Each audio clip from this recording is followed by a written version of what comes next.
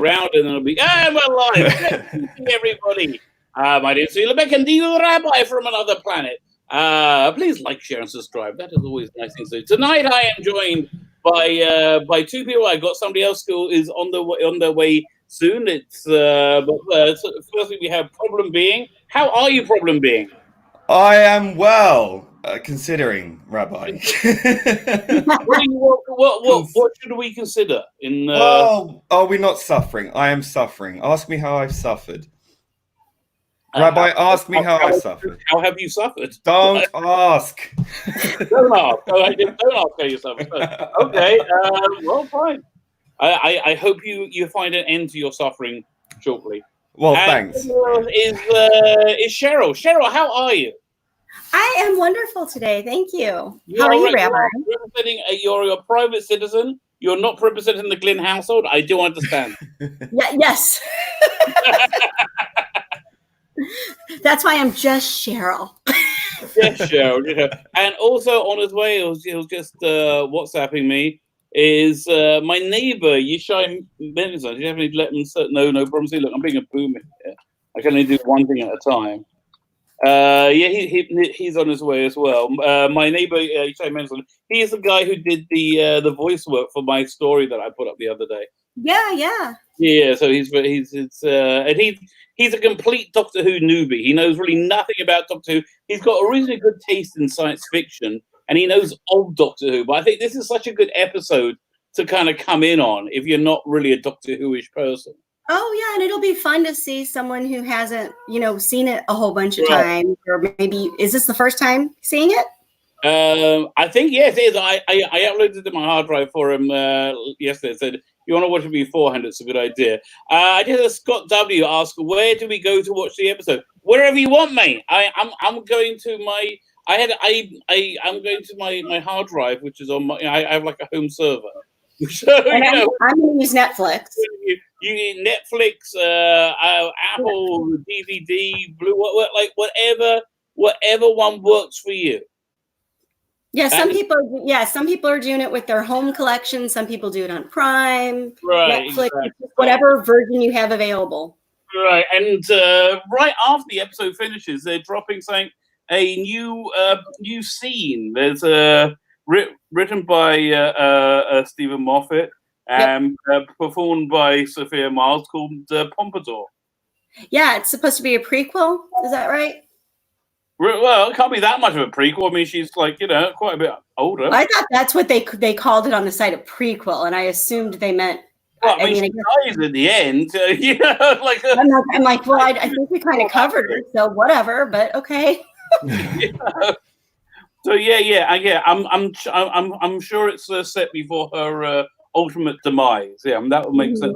I was trying to remember there was another Stephen Moffat episode that kind of tangentially joined to this. It was the other spaceship that was like the sister ship to the Madame de Pompadour. Do you remember what it could be? Oh God.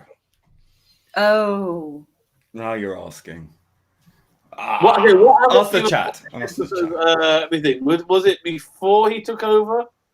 I'd have to really just go through a list of this whole episode to try and track it down. But okay, you remember that too, right? It's not just me.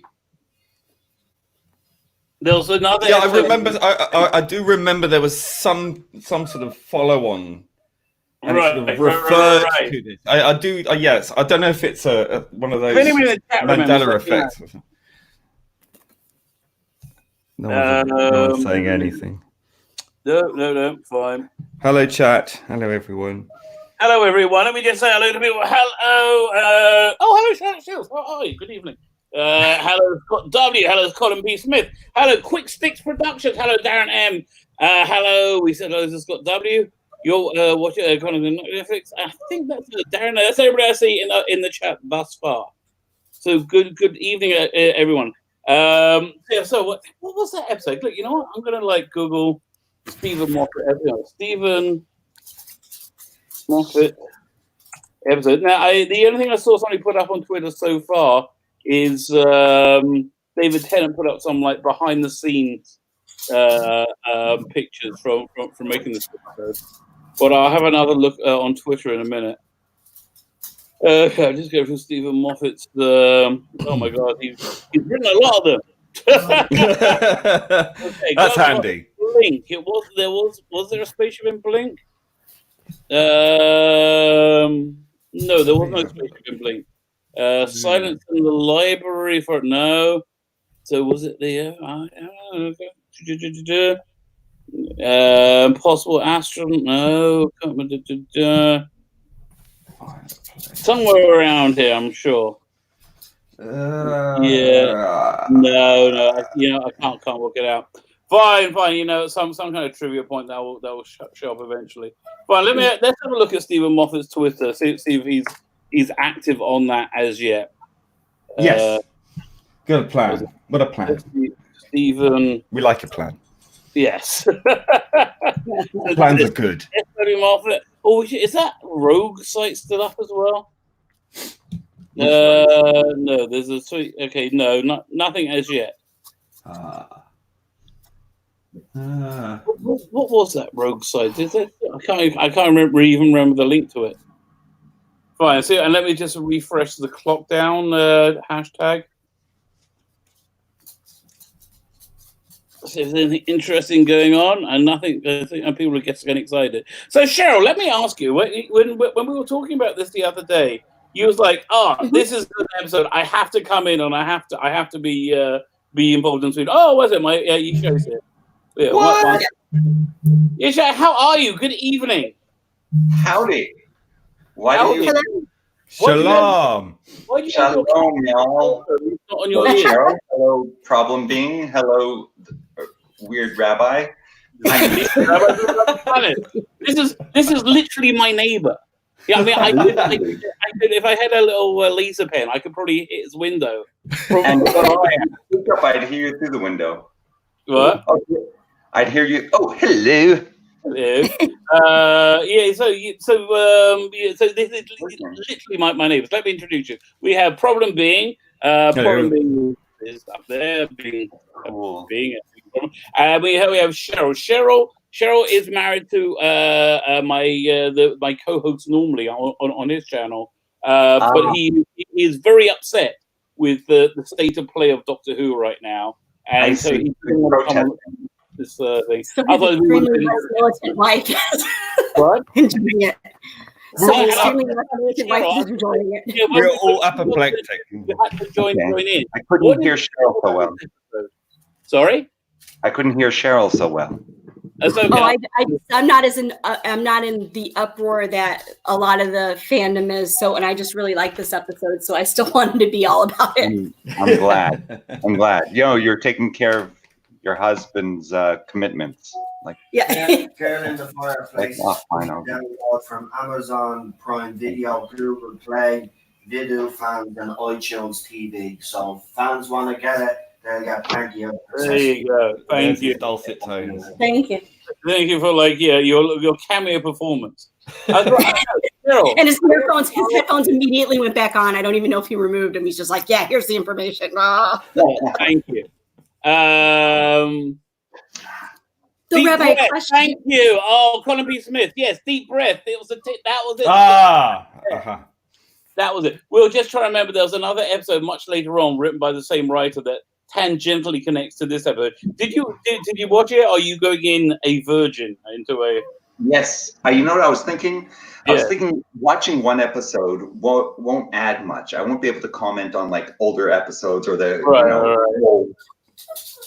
canon. I just don't want to spoil it by talking through it for you. Okay, so no spoilers then. What's your show's? I don't mind spoilers. No history with.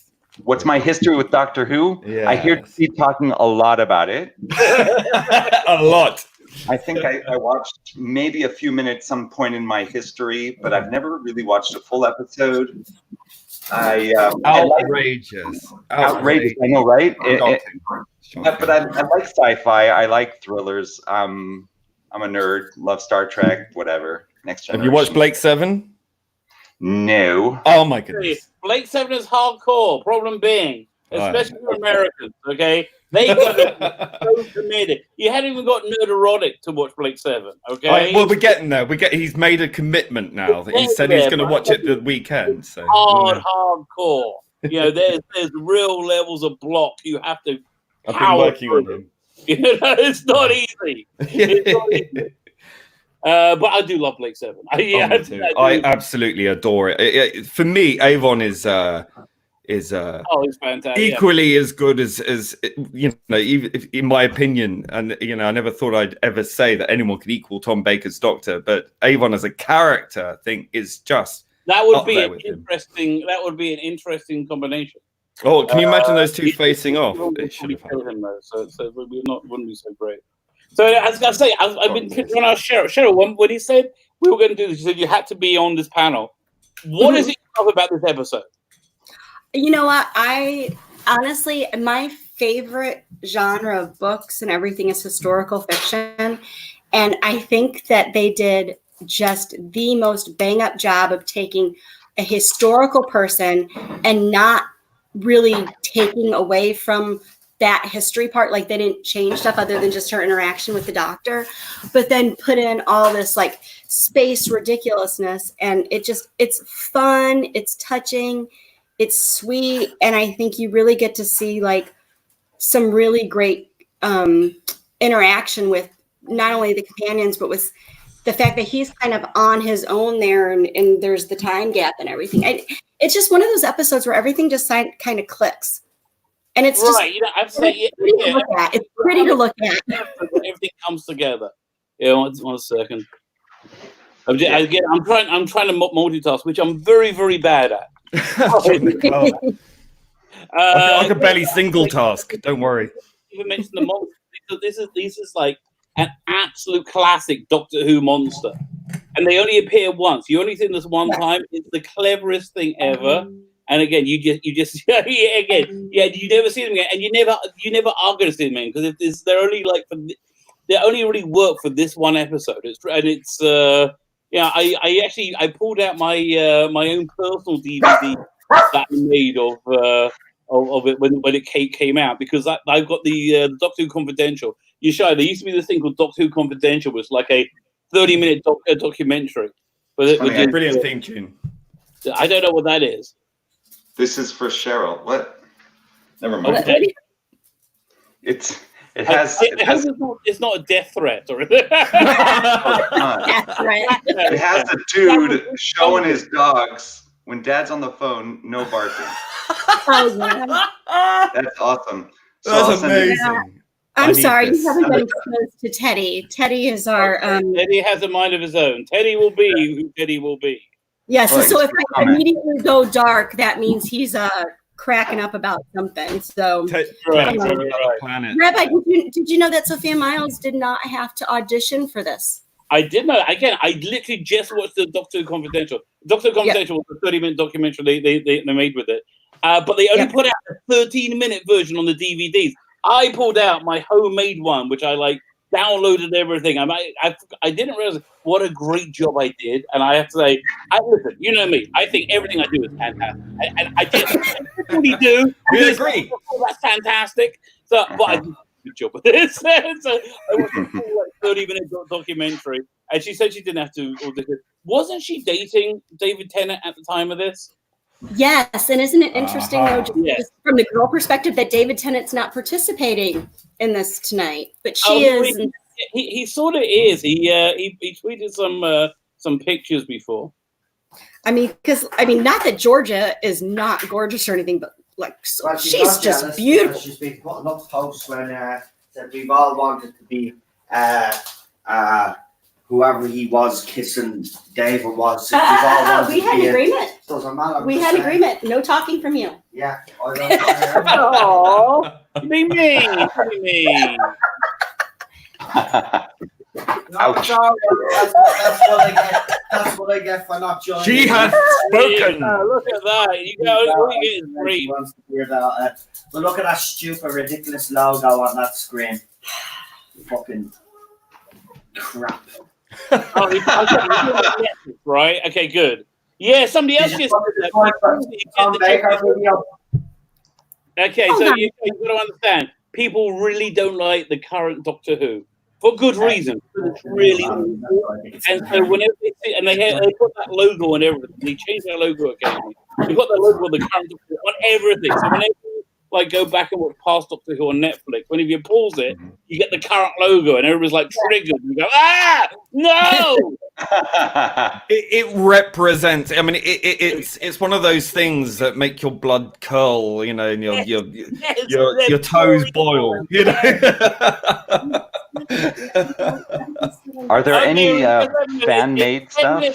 Make sure you have your episodes ready. If you're using a DVD, Blu-ray, whatever, we'll get it queued up. You've got 10 minutes to go to the bathroom, get yourself a coffee. If anybody sees anything interesting on Twitter, and I don't, which is very, very probable, please let me know. Put it in the chat. And if you're watching on Netflix, if you can just get past the BBC logo thing and then just right at the beginning of the pre-titles. So I'm at 9 seconds on Netflix, problem being. Yeah. Because it says Doctor Who and it says the name of the thing and it's just past the BBC thing. So that's where I am. So right when it's on the stars, basically. Yes, like yeah. Awesome. Okay, so you basically don't need to know anything about this one. You know, the Doctor is a guy who travels through time and space in a right. And he normally travels with companions, friends, and he's just had a new one join him at the beginning. I gotta thank you all. I was so excited about this because normally when I watch shows, I usually watch with my wife, and I'm not allowed to talk in the middle of the show. And this is the whole point. I'm gonna be like, that's ludicrous. What are they thinking? I'm watch Charlie with your wife though, because I've said this on more than one stream. Like this is an exception. Normally, especially during Doctor Who, talking doesn't happen. When I'm watching something, I want it to be quiet. But this is a whole different thing, so I'm embracing it. But how excited are you to be able to talk through a show right now? Exactly. That's why I was hired, actually. I see. I'm being paid a lot. Virtual cryptocurrency. We're going to make our own Doctor Who coin. You are a good fool. That is true. Yes, okay, so if anything's going out on Twitter, anybody's getting excited, I should find Sophia Miles' Twitter. Well, she really doesn't know what Twitter is. Let me just tweet that this is happening now. Otherwise, right, yeah. Shoot again. I think the last one, the one before, there was like people were like a good 10 minutes behind. You know, we had to like kind of balance what was going on. It's just because of my like crazy knowledge of every aspect of the Doctor Who. I'm like, oh wait a minute, they're out of sync. What's going on? So, do we have any idea what if there's going to be another watch along, tweet along? Well, we got our one on Saturday night. You shy on Saturday night. If you want to join us, you're more than welcome. We are going back to 1963. This is a hardcore one, a really hardcore one. 1963. Whoa! When Steve says hardcore, I usually stay clear of that. No, not hardcore. No. Oh, not hardcore sleep, but this is hardcore. No, but a hardcore Doctor Who, like have you ever seen Mr. like original Star Trek. This is what? No, I don't think so. Oh, they look at really bad sci-fi from the 60s and stuff. Yeah. And well, I love Star Trek. The original Star Trek is what I'm comparing it to. Hardcore. I prefer the original series. Black and white. A little slow. I prefer the Next Generation. Nah, the original series for me. Yeah. I fall asleep watching. I prefer the original series with the updated special effects. Yes. Compelling case.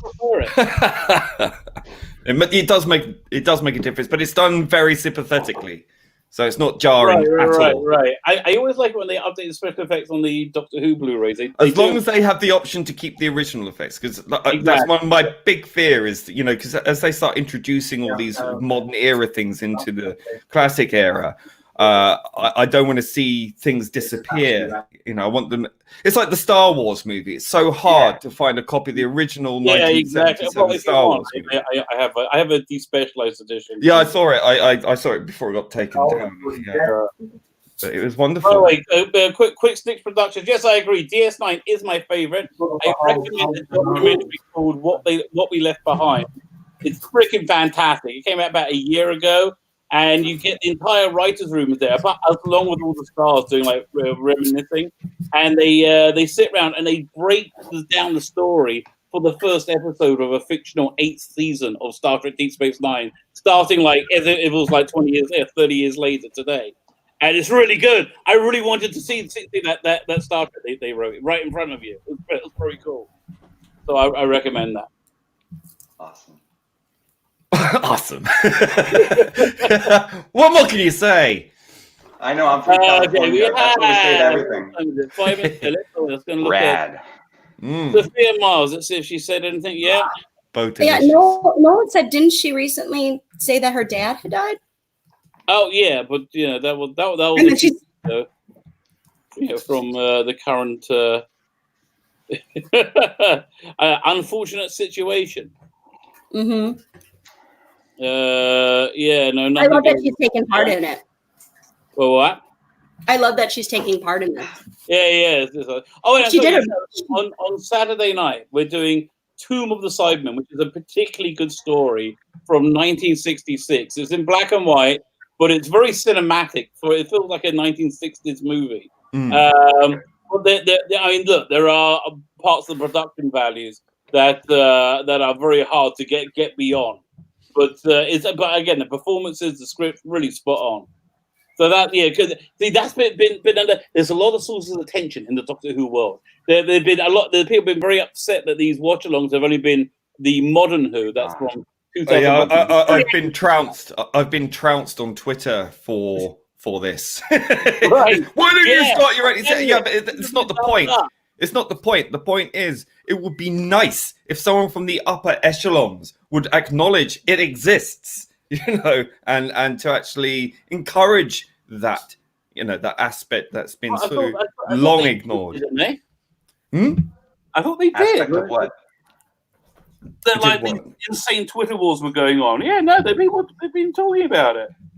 Yeah, but you get the usual Twitterati who are, just do it yourself and it's not her fault. And it's like, well, I didn't blame her. I was just saying it would be perhaps less divisive and will actually bring those generations together.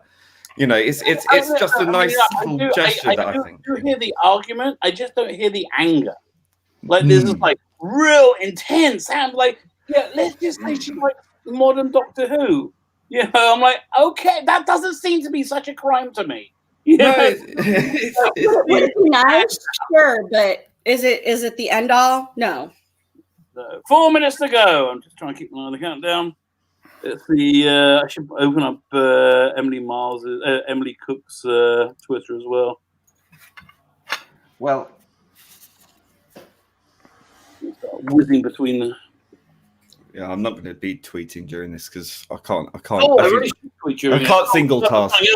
That's too much. Rusty Davis is tweeting as well. Ah. Oh, wait, hold the front page. If he's news breaking. Yeah, no. Hello, faithful viewer, and hello, Stephen Moffat, Sophia Mars, and Emily Rosina. I'm joining you. Yes, okay. I'm on this Twitter feed tonight. What's the episode about? Is it the one about the pumpkin? I'm in. Clock down. I love Rabbi's excitement for everything. Russell T. Davis is the guy who brought Doctor Who back in 2005, and he was the producer for this episode. He's brilliant. He's just so much fun. And I'm sure he will be ladling lots of fun gooders our way. Fine, so we got that. Let me open what's the name? Emily Cook's Twitter, Sophia Miles. Should I try and okay? Let me see if I can.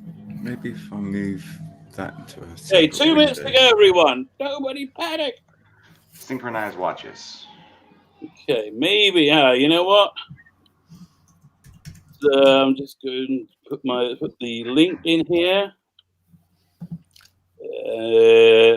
See, I feel like I should be tweeting just so I can add to it. We're live now, but I'm a boomer, so I can only do one thing at a time. Sweet. Okay. Oh, I feel so good about myself. Yeah. My wife talks to me when I'm doing something, and I say, "Please, I can't do two things at once." She's like, "I'm just talking." Inside this brain at once. Yes, I do appreciate where you are. No, when I was teaching, my students loved the fact that I was like, nobody talk to me when I'm writing on the board, because I literally can't have anyone talk to me or talk when I'm doing. I'm like, I have to write it down, because anything I write afterwards, if I'm talking, will just be an absolute disaster. Sounds like my thought processes. Okay, but I say it now, I'll forget. Okay, I'm turn my camera off because my TV is behind me. Like, I'm gonna watch it. I'll be like all this through the podcast. That's a Doctor Who booth behind you. That's so cool. Okay, so not New Earth, not Egypt. That is, I was going through the episode this season. This is a freaking awesome season. Mm-hmm. This is a season where they really like hit their stride. I'll also turn off my video. Nobody. Is this the one that you sent me, Rabbi? Well, I couldn't have been asked to do, is this one? I don't know. I sent a link if anybody needs it. Fine. Okay, I think it's time to start. I'm going to give a 5-second countdown. I'll be ready. Already. Ready. 10, 9, 8, 7, 6, 5, 4, 3, 2, 1. Go. There we see a space field over the sky. And lots of people running. Let me turn this down so I don't get a copyright. And if you have subtitles, it just says screaming. Oh, the subtitles. That's a good idea. There you go. Yeah, that is. A broken clock. Who is the actor who pays the Freedom and other things? I think he's gone on to do more things. And these costumes are. Listen to me. Remarkable how much better looking they are than their actual counterparts from history. Oh yeah, they're also fat and ugly. Listen, I want to get this feeling of sumptuousness. It doesn't. If it's a choice of being historically accurate or it being like looking fantastic, make it look fantastic. Well, she's got lip gloss. I don't imagine Madame Pompadour. Exactly. Lip gloss. Very good. Who's she supposed to be? Madame Pompey or something? Madame Pompadour. Okay, you're not supposed to understand anything that's going on right now, other than this is the title. Well, there's a historical person who needs Doctor Who. I get it. Well, it's backwards and it's read it's forward in time. It's David Tennant, and this not the best logo they have right now. No. When I first saw this logo, I was not impressed. Yeah. No. I agree. And I saw the makings of the original titles, and some of the alternatives they had before they landed on this one was so much better. And we just do a quick jump forward in time, 3,000 years. 3,000 years later. Yeah. As you do. And the ship is a ship. Now, is that a cartoon or is that CGI? It's bad CGI. Oh, I'm having so much fun. Already. Well, that's it. Doctor Who should be fun. 3,000 years and they have the same clothing. No. This is modern.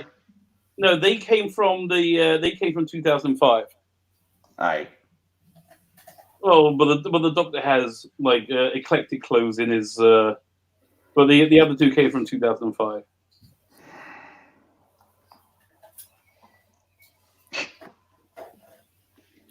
Yeah, so this is Mickey's first trip into space. The first trip in the TARDIS. It's so realistic. Brilliant line. Brilliant. I forgot my wrench. He's having so much fun in the role right here, David Tennant. Oh yeah, he totally loved it. Absolutely. Not my favorite Doctor, but well, I didn't really, I wasn't really into him at this point. It took me a while to get into what he was doing with it, and so it was good going back and watching this episode because I was kind of a bit miffed with him at the time when I first saw it. I was the opposite. I liked him at the start, and then I started to roll my eyes at the sort of repetitive characterizations and silly voices and silly faces. But now comparing it to the modern Erase. Oh yeah, Like, well, you know. okay, all is forgiven. Come back. Well, I think it played much more straight than and Matt Smith was. Oh yeah. Far more comedic.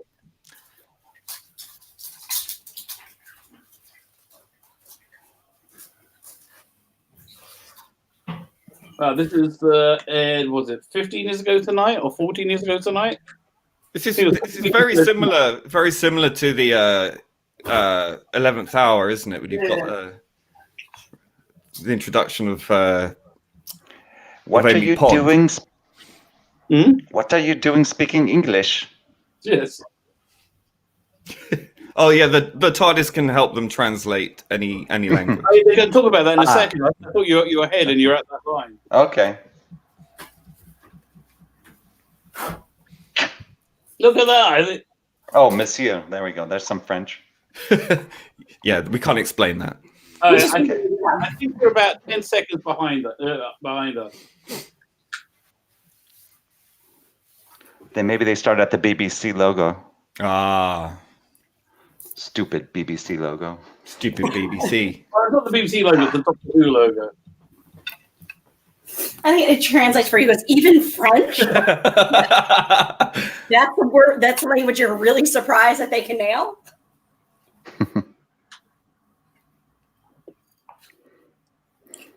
Awkward. Kudos to Moffat for writing it that it doesn't seem creepy weird that this grown man is in this little girl's room. Yeah, she would scream, run out, "Daddy, mommy," or "Papa, mama." Oh no, she's well. They explain why she does in a minute. Okay. Don't scream. I'm just a strange man in your bedroom at night.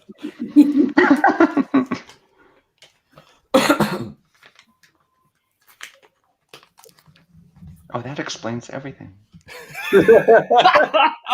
I'm gonna start doing Are you being cynical? Oh, me cynical? British people don't know how to be cynical. That was months ago. Oh, this is fantastic, this bit. Mm-hmm.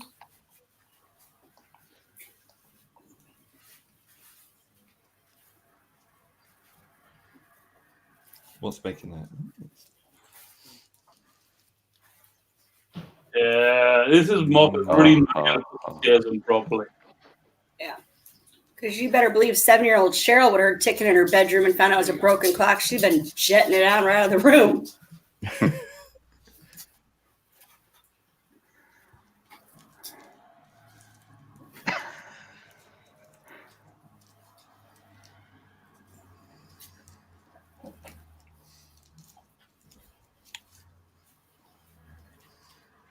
Yeah, Stephen Moffat, when he was writing this, he was saying like he's just trying to keep people engaged for like next 2 minutes, and before so they won't go off to the pub. It's pretty good. A minute, and I can reel you in for the whole 45. That's a good trick. Yeah. That's cool. Build the mystery. It's pretty well done. Good music too. Oh, Murray Gold, absolutely. Oh, that is freaky. I'm not gonna lie. The first time, mine had jumped a bit. Oh, they get man, I got chills. These monsters, the more you see them, the scarier they get. They do. They really do. They're fantastic. And they're dangerously close to clown looking. So yeah, well, I think that was done intentionally. Sophia Myles talked about that in the Confidential.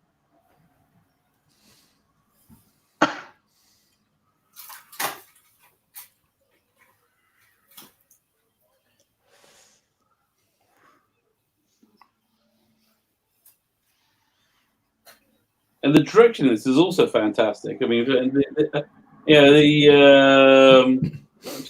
camera is really, really nice.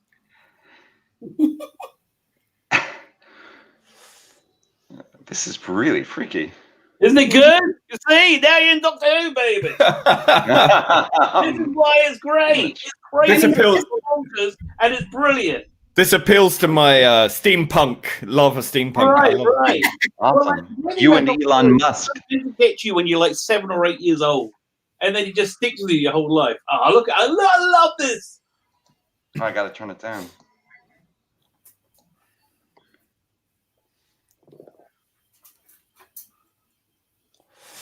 But also, automatons did exist they were very popular in that period of time as well. So that's a nice. There was a clockwork chess player, I believe. Yes. Yeah, they said this is a working piece. Oh, it was. I saw it in an exhibition. I've got chills from getting scared. Are they multiplying? Cheryl gets that one. I don't. Pretty soon you'll be losing control. Yeah.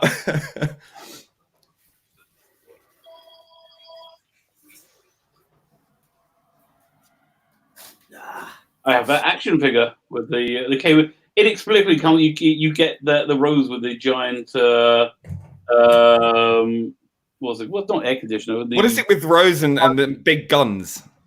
Well, listen, you get a little blonde girl with a big gun. It just looks good. Fair enough. It just does. That's just a good visual. But I like what works about this is the juxtaposition between the very horrorish, alienist spaceship and a sumptuous 17th century France. That's what Miles there.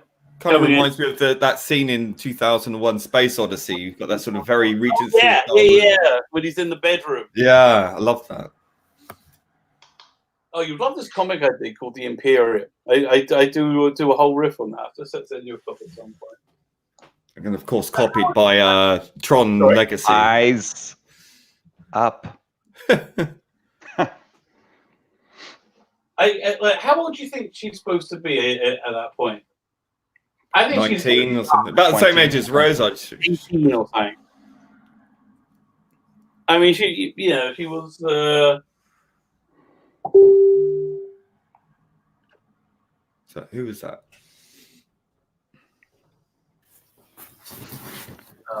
The power you're supplying. Yes, Colin B. You got it. He's so flustered. Yeah. So much for the Casanova. Yeah. You know what? I'm seeing him.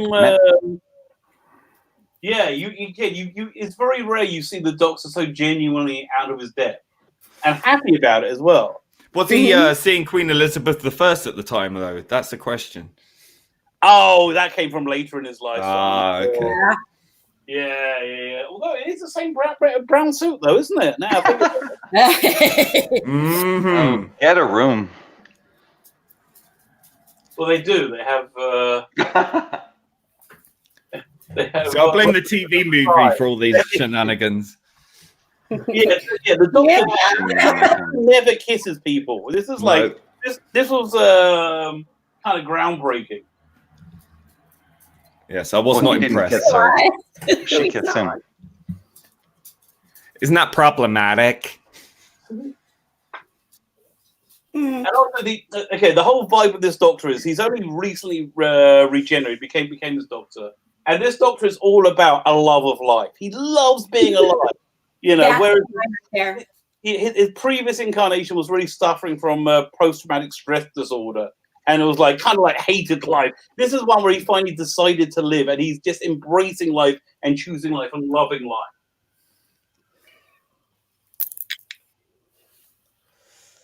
And there's Arthur. And that's the next reason to stop you turning over. Like, well, what's the horse doing there now? I was wondering the same thing. Funny you should ask. That's why they put the horse in. Chibnall missed the trick there. He should have done horses on a spaceship. What? Chibnall missed the trick. He should have done horses on a spaceship. Yeah. Yeah, 2006 CGI. This was groundbreaking. Yeah, it still looks good. Yeah, it still looks good. I love it. Pretty good. I like quirky things. Oh yeah. Now we're getting to the real the other side of Doctor Who, which can go from whimsy to really deep, scary horror very, very quickly. Mm-hmm. That's. I mean, bless Mickey that he even had to ask with that one. It's a red thing that's beating and pumping blood. What is it? This is just. This is it. That's funny. Russell T has also joined Stephen Moffat. Even the horse wants some. Yeah. Kiss the horse. It's like, knock it off, David. Yeah, come on, man. Get a grip. You got a job to do.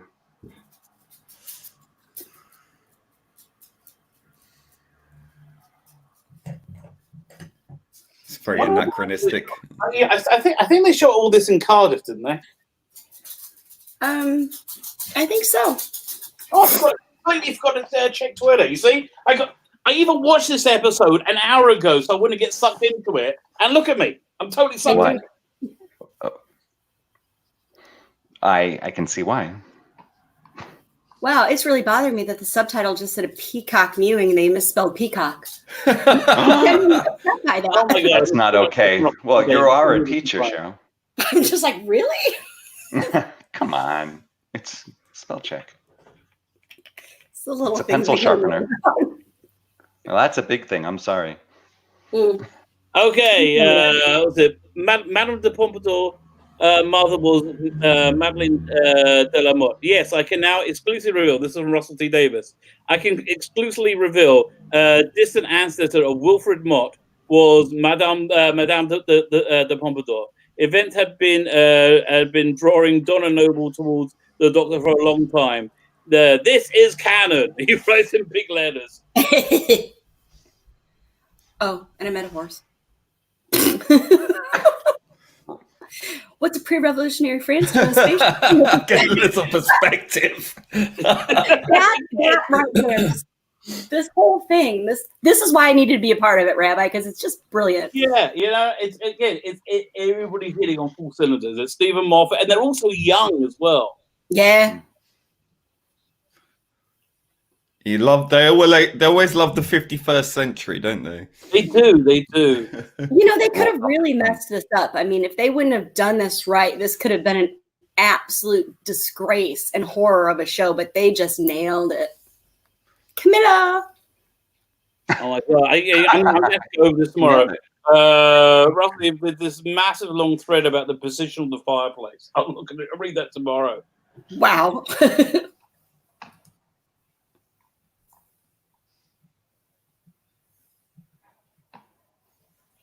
So, this dress, but not this one. It was the last one she wears, which was her favorite one. Was in fact a hand-me-down from Helen Mirren from Mad as a King George. Mm-hmm. So you're going to get a hand-me-down. That's a pretty good one. Freaky. Bury me in a Y-shaped coffin. Oh yeah. No, it really is freaky. Man, I hate clown masks. Right? Well, yeah, again, it's Phoenician, really. Thanks. Phoenician masks, whatever, dude. Dangerously close to clown, and it's like it almost prevented me from watching it the first time. Clowns don't freak me out at all, actually. Phoenician, they're terrifying. Face-eating demons. Greatest Show in the Galaxy might not be the episode for you then, Cheryl. Yeah, no. I once had a student save me from Ronald McDonald, so at the Special Olympics. It was really awkward because I'm just like, crying.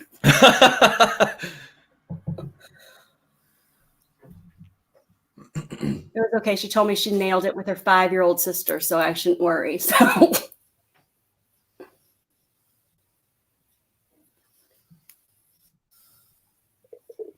So you see, I love him. He's clocked on. The pots. He didn't have the body parts. Yeah, Mickey's just Mickey's like to rebuild the ship. Yep.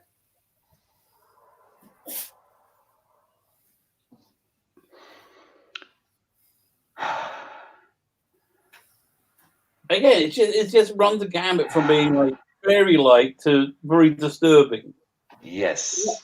Yeah, it escalated quickly on the creepy, didn't it? Yep. You forget about it. Started out pretty creepy, but yeah, then it took it to a whole new level.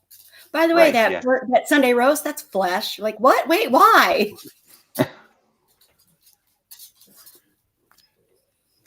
They gave her sassy face too. Breasts. That well again, listen, if that's what Good you timing. need, that's what you need for your spaceship. They have a lot of very good ones of those in 17th century France.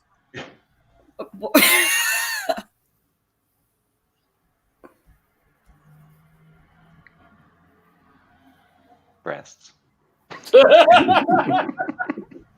Now that's going to be a meme in my head. Why specific? Breasts. Whoa. I let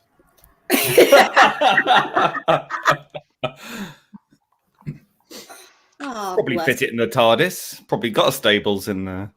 Oh, I love that. I'll let you keep Vicky. Right. Mind melt. I love the throwback. Yeah. Yeah, but this is really, really clever. Oh, yeah. Mm-hmm.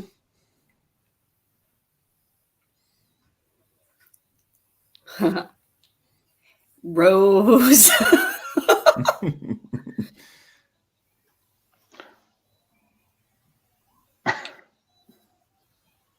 Okay.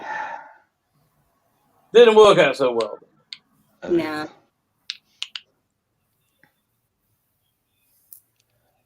Yeah, right.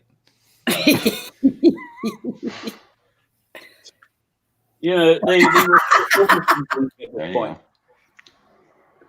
go. I think David is all about opening those doors, don't you? Well, how many kids do we have now? 5? Yeah. With the other very attractive there we go. guest star from the year later.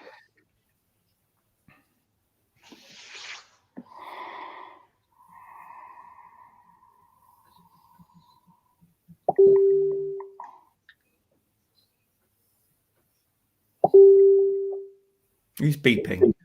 I think that's probably me. Oh, you are such a lonely little boy. Yeah. Just thought I'd highlight that. No. You could now remove your seatbelt. Oh, which one? You're a lonely little boy, girl, boy, girl. Please beware of your luggage. It may have shifted during flight. Oh, this is cool. Yeah. That was well played. Stephen Moffat is posting some script. And he did say that they cut out the scene where he had found the owner of the horse who was abusive and was Exactly. threatening him. And I'm very happy that part wasn't in there. I couldn't have done with that extra trauma. Yeah. Fortunately, missed it out. Is Moffat on? Oh, he is. Wonderful writing. He's just clever. And I always want to take a brush to her eye mask. Too much. Yeah. Let me just fix that for you there, Rose. Fire the makeup artist.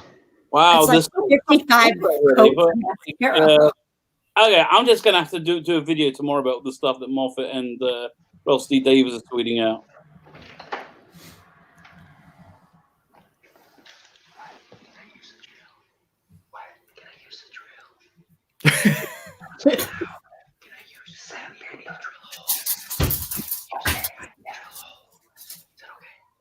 As quickly as you can safely. What?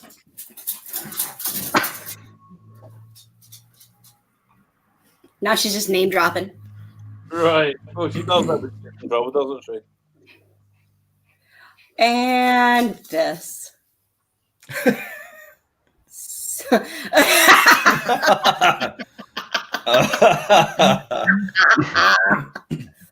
Oh.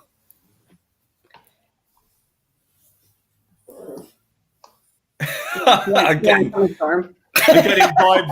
getting vibes from his more recent outing in It's just like your Good mother. Omens. What's it? The Neil Gaiman thing. What's it again? No, Good Omens. Yeah, Good Omens. That's the one. Yeah.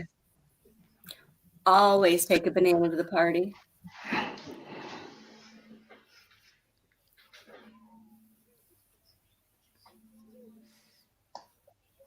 Well, he's got his tie around his head. He is so frat boy right now. John Lennon. Frat to who? Glasses. And so is your dad. Yeah, this has not been a good couple of weeks for Rose. No. I had a Pompadour this week and Sarah Jane the week before. Yeah.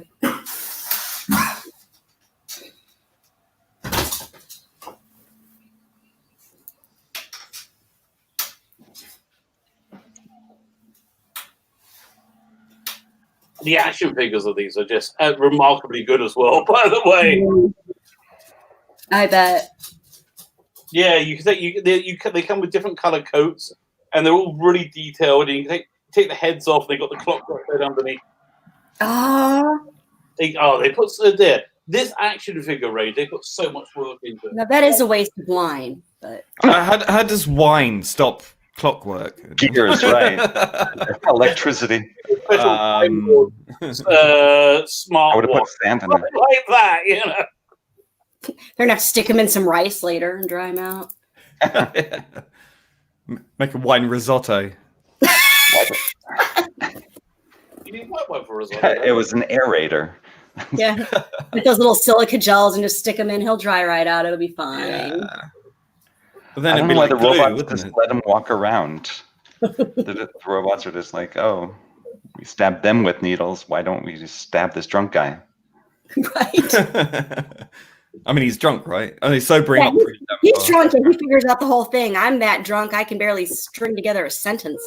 No, we've seen you string together sentences when you're drunk. They're bloody hilarious. Before I fell off the bed. Yes. Tell Rabbi to check his messenger. Rabbi, check your messenger. Well, I just did. I talked about it. The Moffat script. Oh, he's already covered it. Head. Oh, we're trending number 1. Whoa! Look at that. Hey. Yes. Well, it's nowhere near as big as it was for Stolen Earth. That was crazy. Stolen Earth has 5 million tweets. Wasn't it? Yeah, 5 million tweets. Yeah, it's trending. Clockwork. Let's see what else is trending. Yeah, number 1. Scott, depending on where we are in the show, I don't want to give you time in case you're not watching on the same thing, but we're with Renette talking to Rose directly. Right, that's where we are. Yeah. I was also trending number 15 as well.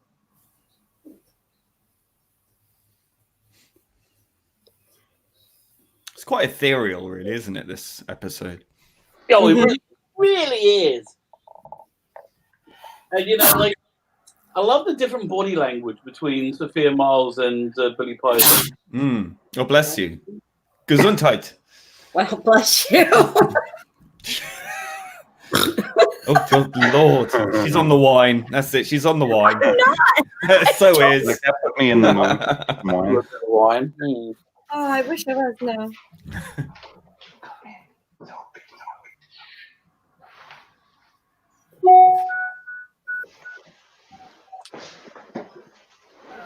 What was after? Oh, it was the Cybermen one after this. Yeah, kind of. It had a really good run, then the Cybermen one was a bit. Yeah, I didn't like those Cybermen at all. Yeah, it wasn't great. I still don't like the clunking clunk.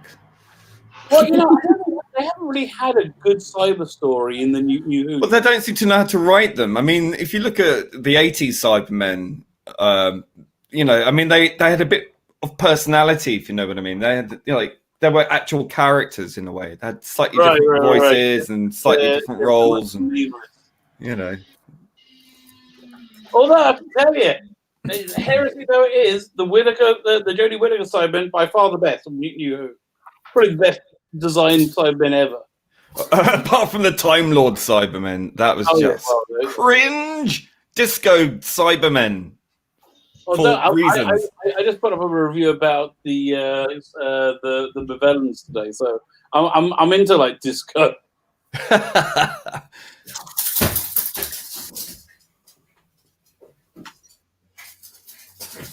Well done, you two.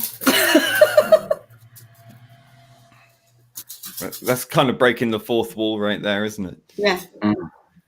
Prime directive has been broken.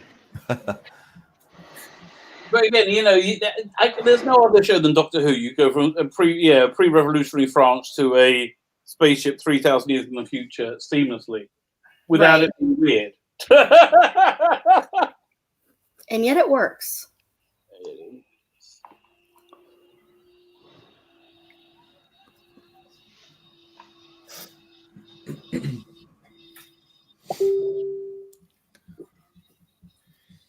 Please extinguish your cigarettes. Take notice of you.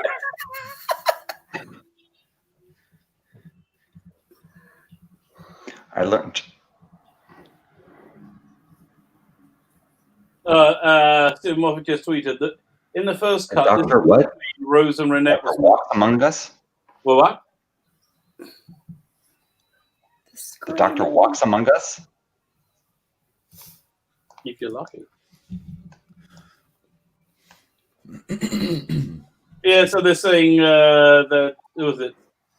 That scene with Rose got cut, and then Russell Lee Davies. He begged Russell Lee Davies to bring it back, and he helped. It was really good. It was really good. I would legit be terrified. I can't say I'd be too happy either. What, the monsters from under your bed from your childhood? Yeah, that would be a bit freaky. Oh man, they're so good though. I'm like.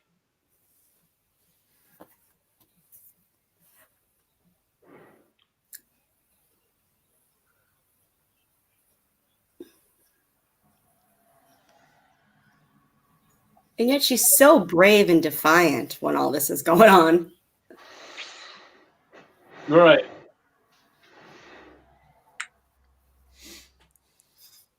Yeah, you know what? I think this is what that's why the Doctor has so much of a wobble with her as a character. That she was less like instantly his equal, which I don't think he was expecting. And it's and also that she knows him so intimately well. That like it's not that he has no home anymore either. He has nobody else. But she's the only only being that knows him. Knows about his past, knows about who he is. Mm-hmm. So, by the way, they used 2 horses during this. Well, what? They used 2 horses during this. The one we saw when Arthur's just walking around, right. And then the one we'll see soon. Oh yeah, this they have different skills. A fortune, and they sweated blood over it. And it was they cancelled the shot, but then Stephen Moffat had a biggest hissy fit of all time. He said. They put it back in.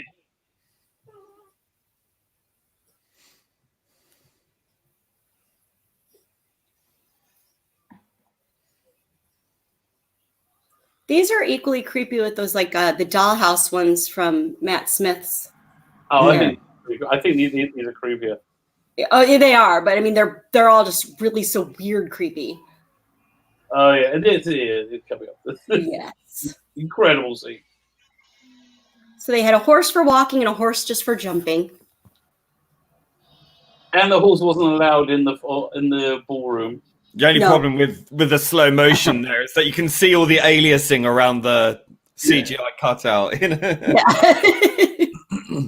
Only now, you're looking for it. At the time, it was like, whoa! Just as well it's not in HD.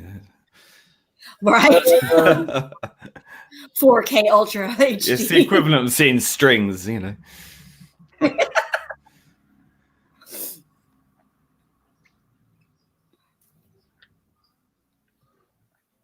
Why don't they saw him? Oh, there we go.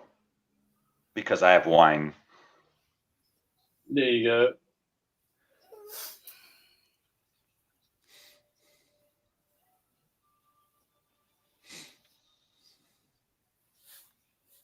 Yes, I forgot about this whole plot point. How he sacrificed himself, to, can't get back. Huh? Yeah, at least he could spend some time with her. Well, that's what the Doctor used to do. Boom chicka wow wow, boom chicka wow. He likes the low cut dresses of the era. Oh, hello.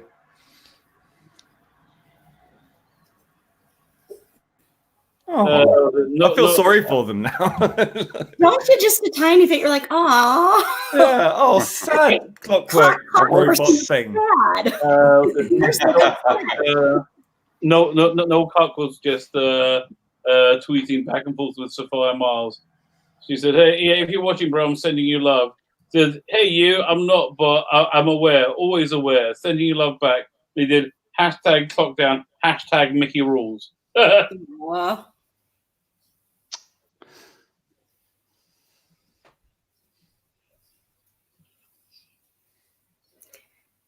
Yep. Oh. And what a crazy, brilliant way to defeat them without like. Right. Now just remove their purpose.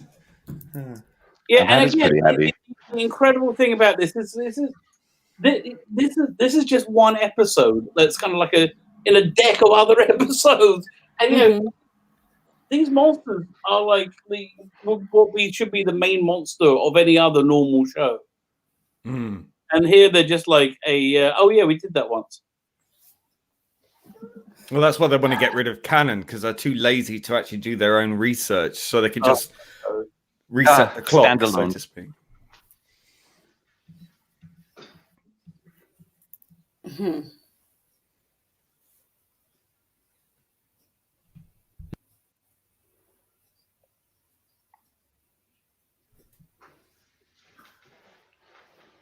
Although he'll be able to work out some other way of getting back to the future. Mm-hmm.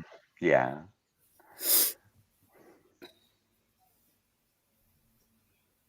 Otherwise, it'd probably be the most boring Doctor Who ever, right? Like, it just stays there forever. Well, they did that in the BBC novels for about 6-7 novels. He was trapped on Earth while the TARDIS was regrowing after it was basically destroyed. It was trapped there for like 100 years. So like that, it was just a long time. It was, and yes, it was boring. I like they just offer to pay for any damage. Where do you get money? Waffle. Oh, let me know when you find out, man. It is now. You can now feel free to move around the cabin. Please please stay in your seat. Please check your pockets to make sure you have not left anything behind. The whole thing with Rusty Davis and the Hawks. Oh my god, this goes on forever. Come on, yeah, get on with it. Filler. Wow. In more ways than one. Ouch. Wow. You're in mixed company. But sorry, I had to go there. Oh, hello. Before marriage, outrageous. I put some petals on my bed. Yeah, you do. Yeah, but if you get one of those black lights and sweep the room. Yeah, you know. Again, not in 17th century France. That would be bad.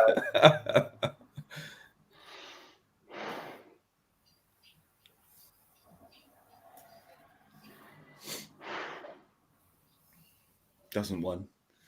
One has. One uses the word one quite often. One does, absolutely. One prefers to be correct. Okay, this has been Stephen Moffat and Rusty Davis.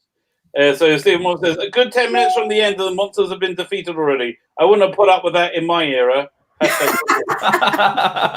To which Rusty Davis replies, my era's era. Now it gets all boo-hoo yawn.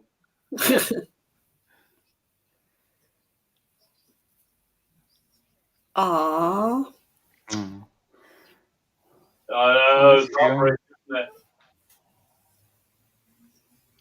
I missed that. What happened? I was looking at the Twitter thing. He brought the fireplace, and so he got to go through it. So he did the same thing he did when she was a child, and just secret Scooby-Doo door, magic door. Explains everything. Absolutely. Yeah. Conveniently. Yeah. She said, "Don't go through it," because she knew she would never see him again. Like poor Rose, I had to wait 5.5 hours. Oh my. That is tough break right there. Isn't it, right? It's all about her. She would never survive quarantine. I was so bored. Could you imagine her 5.5 hours into the lockdown? Oh, I've done everything. I'm out of Netflix shows and everything. Seen the last of Kingdom. Oh. Essentially, Stephen Moffat's saying that if he hadn't found the fireplace, he would have worked out another way to get back. Which is basically what I was saying. But, you know, Stephen Moffat could have pulled that off. That's not. I wouldn't have left that to just anyone.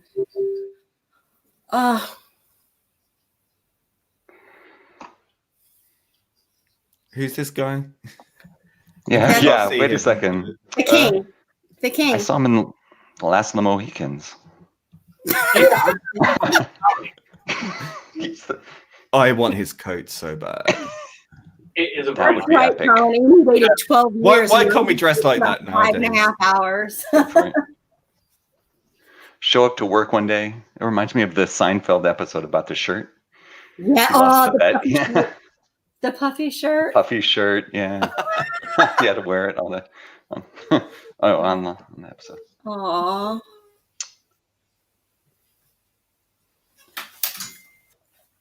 Oh, so they basically took the Doctor from a character who would never have a who isn't possible to have a love interest, to falling in love and having his heart broken. Mm-hmm. About 25 minutes. Seriously, he does have to. That is a good economy. Yeah.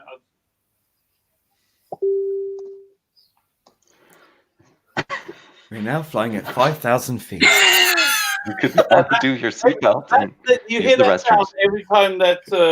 I'm not even sure I'm supposed to say who's sending me these things. That's awesome.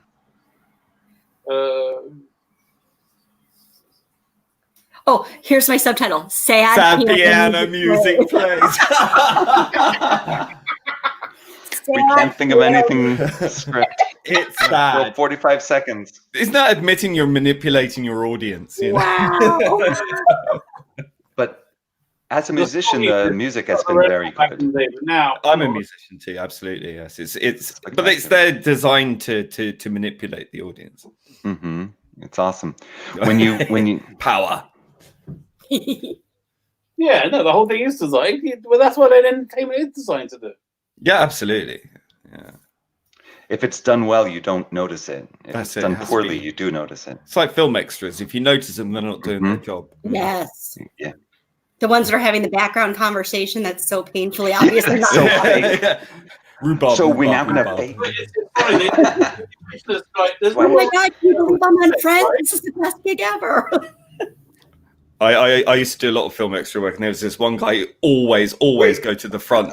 And whatever scene it was, he'd always be at the front. And it's like, but you're playing different characters. And it's like the guy's face stays the same.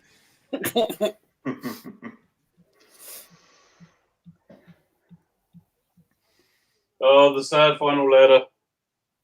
Yeah. I think it drags now. This is like, okay, the action's finished with. I get it. The pathos is been dealt with. You know, it would have been great if they would have just added one extra scene while she was before the big, finale. Then that would have made less time for the fillers, and it wouldn't have seemed so stretched out. Right. Because up until this moment, there's always been something going on and popping and keeping your interest, and then it's sort of like, it does kind of pretty right. It fizzles out at the end, yeah. I agree with you wholeheartedly, Cheryl. Stephen Moffat just tweeted, technically, Renee was the only person I killed in the Russell D. Davies era. And in fact, she was already dead when I started. Huh. I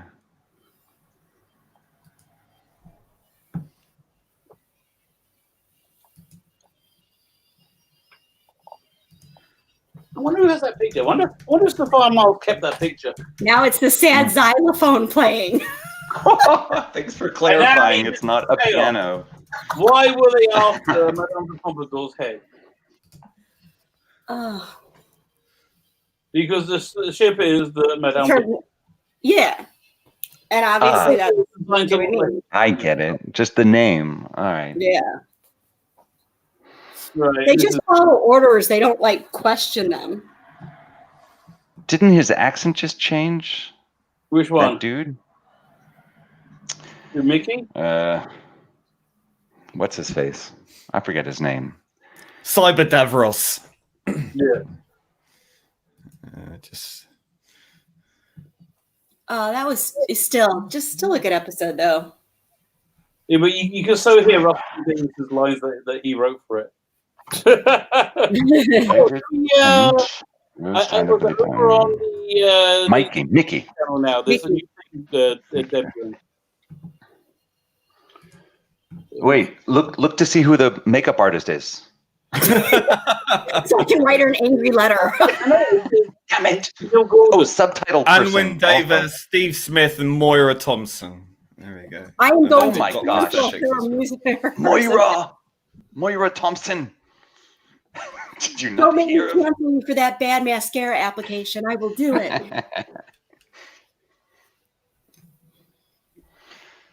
No, I think they did a good job with leaving Mickey and Rose behind, but still giving them something to do. But thankfully, they reduced their part enough so it wasn't as weird, because it should have primarily focused on the Doctor and Madame Pompadour.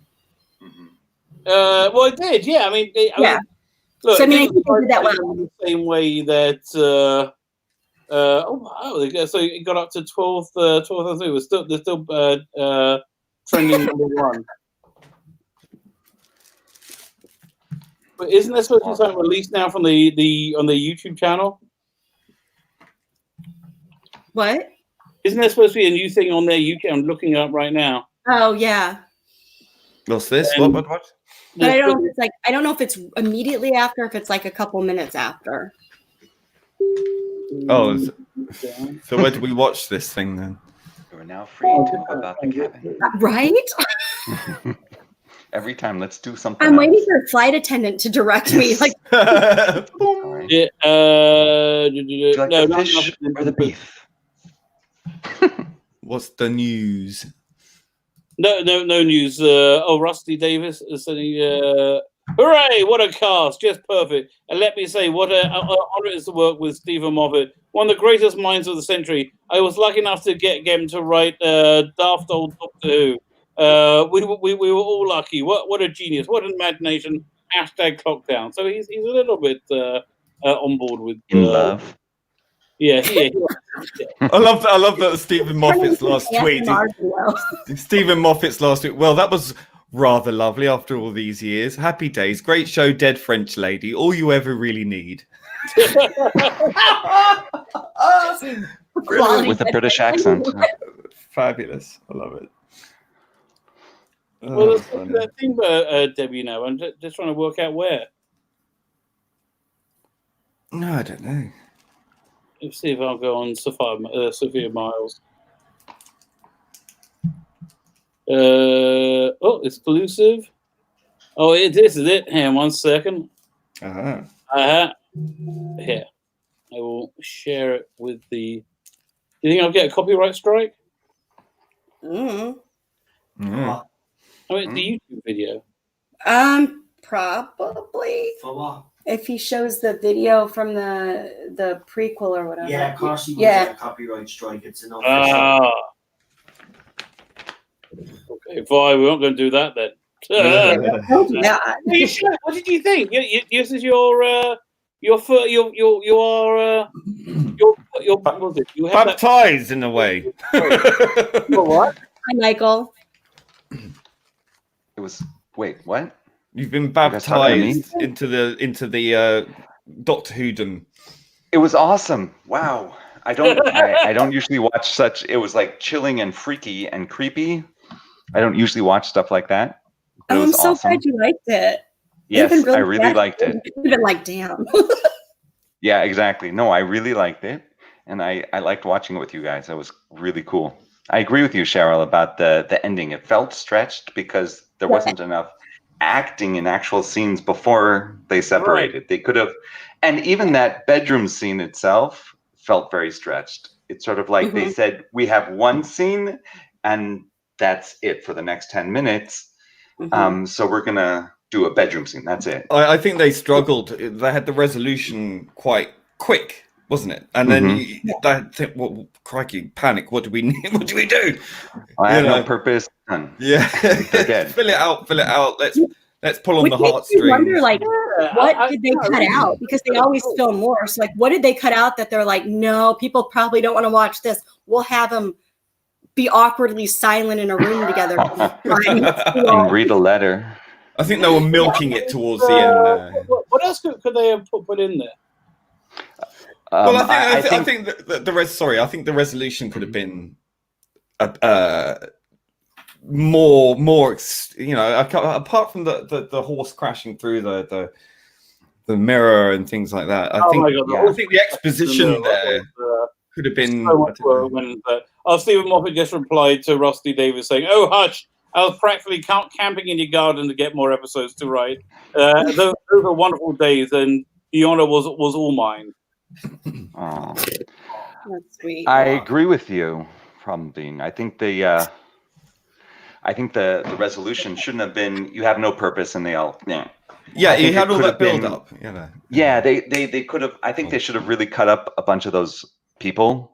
I wanted to see blood spurting. I wanted to see her be a little bit scared more than like. I know what they could have naive. done. I know what they could have done. They could have made a threat where if they are failing, then the ship should also fail. And then you've got the extra drama of Mickey and Rose remaining on that ship. Yeah, that would be good. And ironically, what would save them is all the human parts on board, because the human parts they just pump blood and whatever. So yeah, I mean, I put the link to the new scene in the chat for anybody who wants to rush off and see it.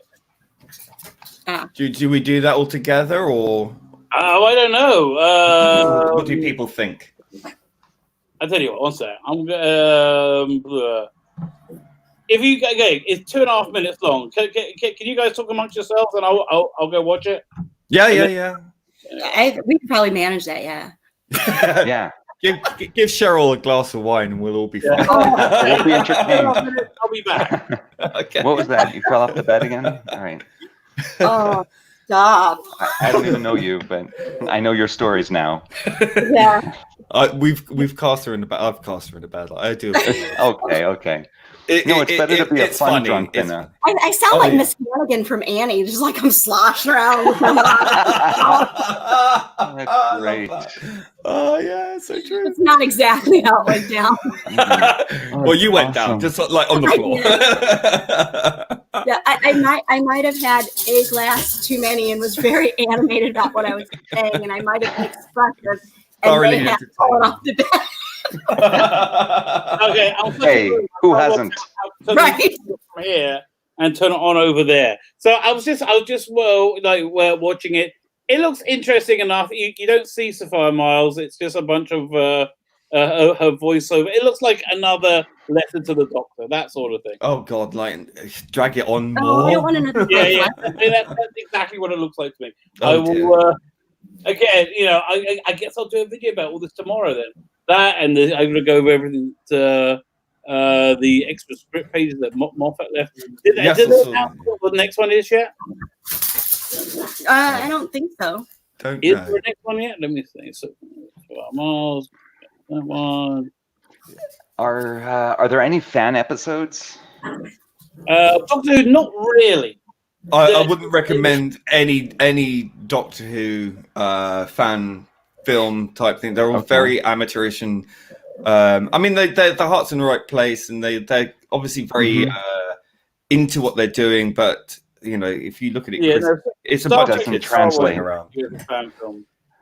Because, like, I would recommend the people who are bothered by it. It's sort of like make it right, like Tzvi did. Make a short story. Make yourself a small 5-10 minute closure.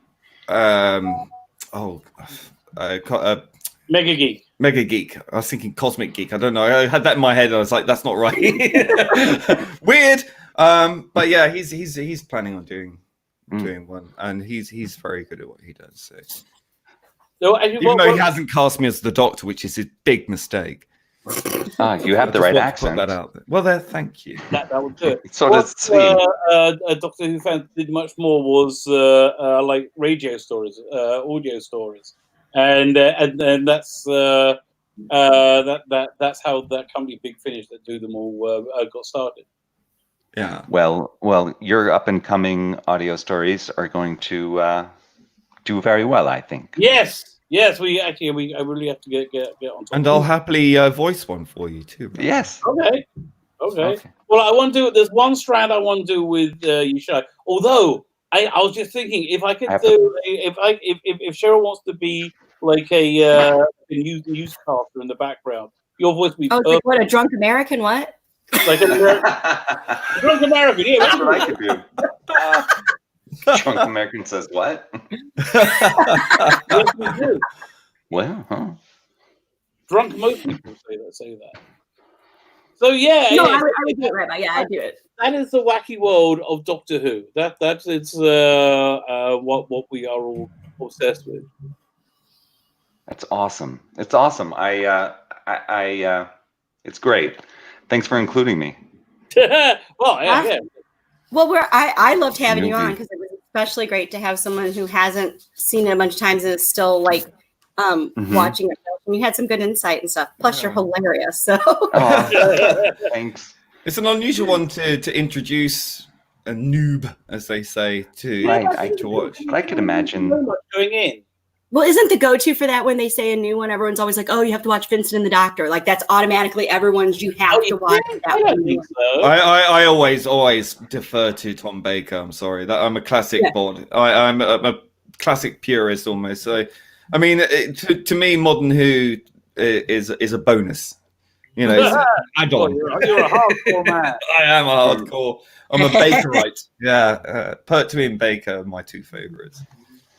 Awesome. I do enjoy the classic. I'm just not as obsessed with them as I am the newer stuff. But I think that's just because, I was introduced when Matt Smith was already halfway through his run. So it's like that's when I started watching. And as you've seen, I myself during the old that's why I always kind of enjoy Capaldi, because he's kind of like a merger of Pertwee and Tom Baker.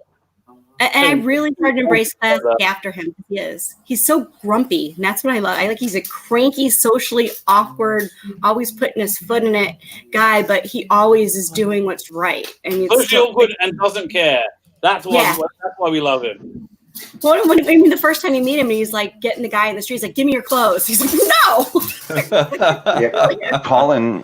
Colin P. Smith chatted, I see here on the side, that you could get few people to do the voices, and I think that's an awesome idea. More of a teleplay versus audiobook, or it's just two different styles of what you're writing for. Because you got the sound effects were really well done in the background. That was true to YouTube for royalty-free sound effects. The Doctor Who sound effects are the easiest ones. So well, funny you should say that, because I've been working with Dan from the Space Book. I've been doing some music and sound effects for his up and coming rejuvenation or regeneration of his Type 40 podcast. So I've just yesterday finished doing the TARDIS console room hum. Oh, cool. I've got some buttons to do. Which hum did you go for? I kind of made my own, but I sort of based it on the 80s sort of. Go That's so cool. Like such detail you guys are into. Oh, wait. Awesome.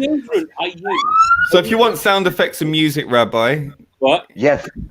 If you want sound effects and music, I'm yeah, we're totally. I did Rabbi's tune. I did Rabbi's anything. I am totally seamless that way. I am like, my wife's terrible. She won't ask anybody for help ever. I'm like, I have no problem. Yeah, they can do that. Give me everything. Honor for people to serve me, and I'm not joking. I mean, you sure he knows me. He will tell you. Yes. That's pretty much how I view things. Sure, why not? That's awesome. So basically, you're requesting servants, is what you're saying. Help me now. That sounds just like him. Wow. The rabbi wants minions. He's like, everything. Yes. It's not that I want minions. I just feel I deserve them. You put in your time. I would just, Don't underestimate the awesomeness of minions. No, because I had a bunch of students that would like imitate me throughout the hallway. They're like, "Are you just making mini yous?" I'm like, "Isn't that the point?" Like, really? Yeah, exactly. Replicate. Agree with me. Yeah, can I give a shout out? Like us. I see Scott W here in the chat said, "I need to watch the Rabbi Who audio." And I think that is so hilarious that he calls you Rabbi Who. And that is, I think, my new moniker for you. Yes. Rabbi Who. Rabbi Who. And Scott W also says that he has a good condensed mic, and if you need a Delgado master, he can do it. So that would be interesting. Oh, I say, I don't know why Big Finish hasn't. Sounds yummy. Again, it seems like this You've weird got to be pretty damn suave to pull that off. Yeah. Are you suave, Scott? Doctor who's the first incarnation of him, was played by a gentleman called Roger Delgado. Okay, don't scare the newbie, okay? Slowly we'll rope him in. We have 57 years to show you. Timing error, nobody mentioned Mortal Undead continuity. Don't do anything like that. We're all cool. Fine. You know what? Let's start wrapping things up. Shall we do we'll do a round. We'll give you everyone will give a score out of 10 for the episode and their summary of what they would like to. Their passing thoughts on it. So, problem being, let's start with you. Ooh, that's tricky. I think the setup was excellent. I thought the pacing was really good, but it really suffered at the end, and it sort of pulled on the pathos too much. Didn't it? It really did. So it's really tricky. And also, you've got the exposition dumps, which we're all very familiar with nowadays, and which Moffat himself admitted to, and said that's why I put ties around his head and tried to distract people. But it's self-effacing. It's not one of Moffat's best, I'll say. But I did enjoy it. I think I'll give it about 6.57. Okay, there you go, Cheryl. Yes. What are your final thoughts and score? I would agree that if it hadn't dragged on in those parts, I would rate it much higher. But I'm going to drop it down to like an 8 for me, just because the story itself is so great. It's just that it probably had about 10 minutes of fillers that genuinely felt like filler. It really did, didn't it? It would be okay if 5 minutes I think they could have got away with. Yeah. Like 5 extra minutes spread out, but that's the way they crammed it in. Yeah. And I mean, honestly, I think if it wouldn't have been for Moffat and somebody else would have tried to tackle it and kind of went the same thing, I don't know that they could have pulled it off, because he didn't quite nail it either. And he's pretty clever. It missed that. And I think it was just that the parts were the only negatives I really have to say about it, aside from the crappy CGI, but you can forgive that because that's just the time, was just that clearly it was 10 minutes short, and what they added to it didn't really enhance it. Mm-hmm. Yeah, I think more drama could have been added to it, especially towards the end with Mickey in the middle. Right. Yeah. Right. Yeah. It's they seem to lose their threat after a while. They keep putting the blade up to the throat and nothing happens. I'd like to see a bit more slash. I'm not going to be worried. If the second time you pull the knife out and you're not doing anything, I think I can take you. So. Right. You've been doing that since I was 7. No. Well, the whole you've got to keep in mind the way you got to watch it is. Imagine the first time you see it. The first time you see it, it can move. Well, apart from your show will tell us, but it moves kind of quick, so it gives you the impression of danger. But when you look at it, you go, "Oh, that's just a little spinny little wheel thing."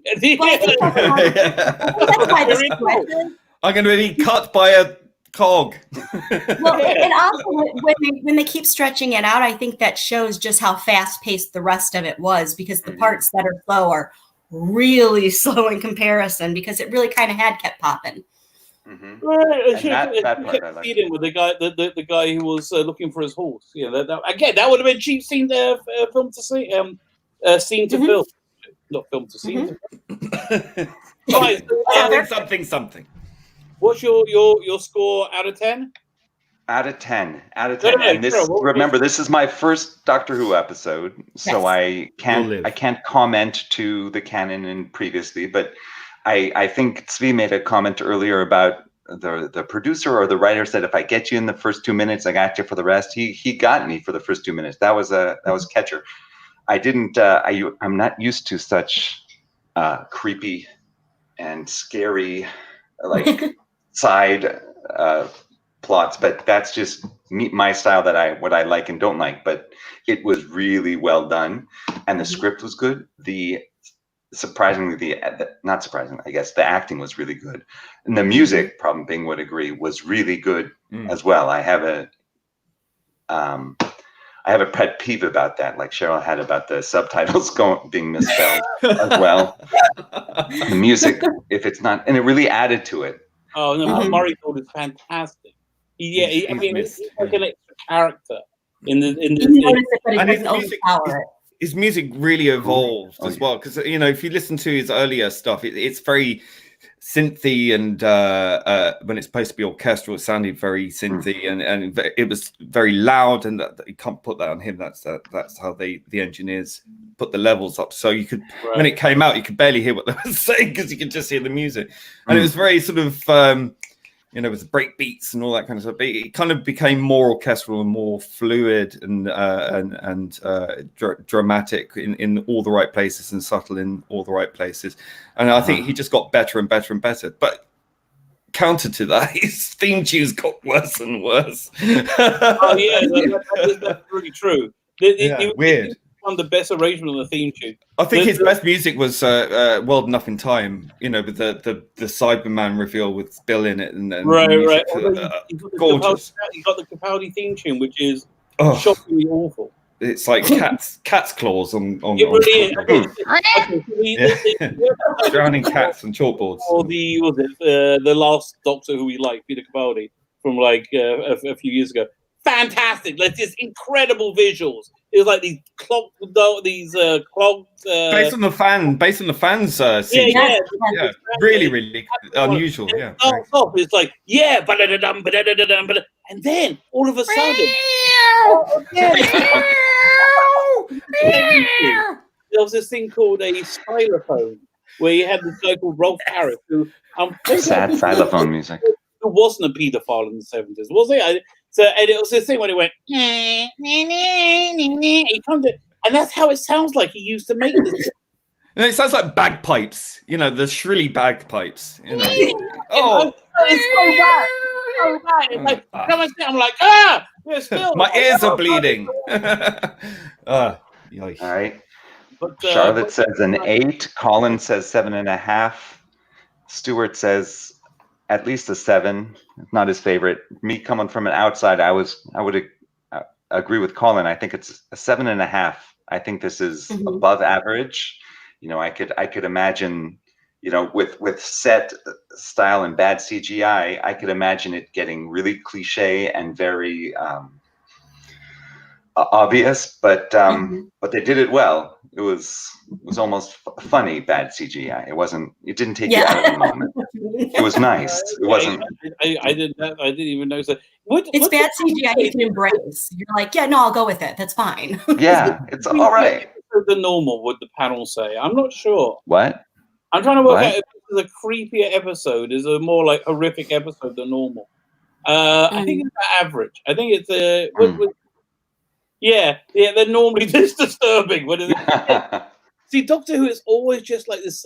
It's a collection of all these eclectic things. Like, we got history, science fiction, horror, humor, and they just whack it, romance, and they just whack it all together, and somehow it works. What makes Doctor Who really work, and the fundamental of it, in my opinion, and I hope people agree, is that it works best when it takes the ordinary and makes it extraordinary. It makes it really creepy. And that's why when I love it when you get the Doctor in sort of very humdrum sort of suburban places in, on the outskirts of London or somewhere like that. And suburban streets, and then weird stuff is happening, and it's just like taking the ordinary and twisting it, and it's just like that's where it works at its best. Is it got that kind of creepiness to it, and that I love, and also the gothic horror stuff from the 70s, with the Tom Baker, the Hinchcliffe era. I miss that. I wish they'd bring that back, that sense of sort of gothic mystery and horror, give it a bit of maudlin kind of dour lighting and darkness. If Mark Gatiss would ever take over, I think that's really what probably the template he will go for. Like the red spot thing. Yeah. Good. Okay, so look, I think we had a bunch of fun. It was awesome. I had a blast. From Doctor Who Central. See if we anything about what the next thing is. No. Fine. I guess we'll find out tomorrow. It's still trending, doing well, very well. I'll tell you these. Before I leave, just one final thing. I'm going to let you shy in on this. So the last 2 years of Doctor Who have been absolutely awful, just absolutely awful. I'm not going to go into how awful it's been and why it's been, but it's been absolutely awful. And so the people who have been proponents for it they're proponents for it because they're very big into the very obvious politics that the creators are very into, and they're shoehorning into everything. So, but anybody liking it just on like it being good, it's very few and far between. So the viewing figures have just been going down and down and down and down and down. And one of the arguments is, look, this is a 15-year-old reboot of a 50-year-old show. It's just going to run out of steam. It's going to, but it hasn't, right? And so then they started doing these tweet-alongs, and these tweet-alongs. If you do it well, it won't run out of steam. Then they had viewers for the last season, so it's taken the teeth out of the argument that Doctor Who is just running out of steam. It's just no, they're the ones running it into the ground. It's simple as that. Yet Svi Collins said it hasn't been awful. It hasn't been Doctor Who. That was the problem. I would agree with you. I think it's been awful and also not been Doctor Who. It's been an awful not Doctor Who. Yes. Legitimately, like objectively, as a TV show, it's boring. It's dour. Yeah, it's not fun. It's something that's happening across so many franchises now, and it's obliterating them all. It really is. When I was doing the reviews for the channel, I had to watch it, and I told myself it was only 10 weeks, no problem. It was hard to keep my eyes. I fell asleep all the time while I was watching it, and I had to myself and write down what was going on. I think I was on my phone. So boring. And so Even 11 and 12 are like the Jar Jar Binks of Doctor Who. It's just such crap. I mean, I honestly, like I said before, I mean, I don't talk when I'm watching TV, especially don't talk during Doctor Who when it's the first time I've ever seen it. And when we talk about some of the newer episodes, I have to actually go back in IMDb and look, because it's been either so crappy or so boring or so stupid. It's like my brain can't retain the information of what it was about. It's just like, well, I know it was a crap episode. That's not about. I know it was awful. Even its defenders say, yeah, okay, the writing isn't great. I mean, even they have to admit it. Yes. How do you let it get out? They just can't let it go, Yeah, and I mean, I've been rooting for it this last thing, it came to a point of where in my head, I just decided that nothing happened from when Capaldi started to regenerate. So this doesn't exist. It's the only way I can only deal with it that way. Yeah, what it's done is just delegitimize itself, which is why it's been on this crazy legitimization campaign for the last 2 months and failing. Yes. Anyway, listen. I don't want to it's basically undone all the previous episodes, so you can't enjoy the older ones. I was in America and I went to a football party. I was like, what? Who? What? Why are you all so excited? It's weird, isn't it? It's just weird. It's weird being amongst your fans of something that you have no clue what it is. So like, what? Once again, Daniel the legend. It has been projectile vomit. Yes, that's what it's been, Daniel. Yeah, but even projectile vomit has a sweetness to it, you know. Especially after wine or something. That I am aware of. Maybe on tomorrow, but no, I have no idea. But the next one I can say with any assurity is the Tomb of the Sidemen live stream. Yishai, I'm going to send you the link to the trailer to that to see. That'll give you an idea if it's something that might be for you. If it is, it's so much fun having you join us. You're always welcome. Thank you. It's been a blast. Thank you so much. Problem being, thank you for joining us. My theme tune. If you stick to the end of my videos, I have a closing theme tune which is fantastic. It was done by Problem being, who won't let me credit him on it, which I really think is somewhat wrong. I think don't be silly. Come on. Let's just call it a commission and be done with it. You know. Okay. Yeah, he accepts cash. Accept all donations in gold. He's like, here's my Venmo number. Yishai, give me all your. Absolutely had a blast tonight. Thank you so much for inviting me on the show. show. Thank you for coming, and thank you everybody in chat. So thank you, Scott W, Stuart Bowers, Garbage. Daniel, I didn't see that. He's been Daniel. It's Colin B. Smith. Muttley Lee. Something about I can't remember what else. But I don't know. I'm sorry. I'm terrible. Charlotte Shields. Daniel Leach. Kip Ellis. I like Kip. Who knows? Okay, and my score for the episode, I think I'm gonna give it an 8. I think it's a solid 8, maybe even 8.5. It's a solid episode. Fine. So thank you everybody for coming. Thank you for the panel for joining us, and we hope to see you on Saturday night for Tomb of the Sidemen. I'm going to click the end broadcast, but it never tells you exactly when it's going to end. It just you have to like keep treading water. Oh no! I clicked end broadcast and it says, "Are you sure?" Yes, I'm sure. Yes, I'm going to keep waiting. Technology there to make life